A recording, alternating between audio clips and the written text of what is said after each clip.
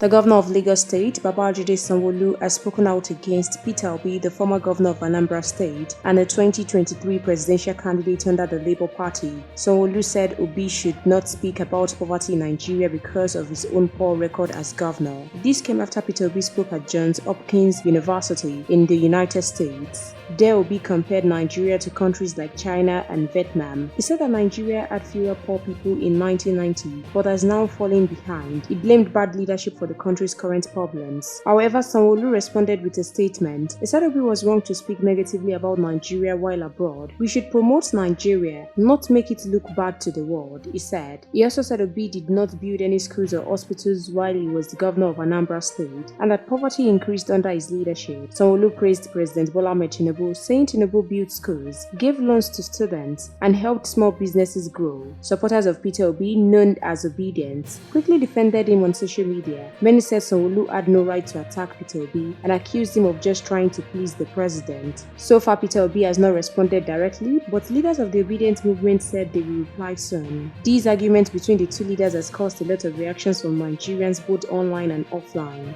Please share your thoughts in the comment box section below. We'll continue to supply you more trending news updates and exclusive videos. Please stay tuned to NaijaNews TV.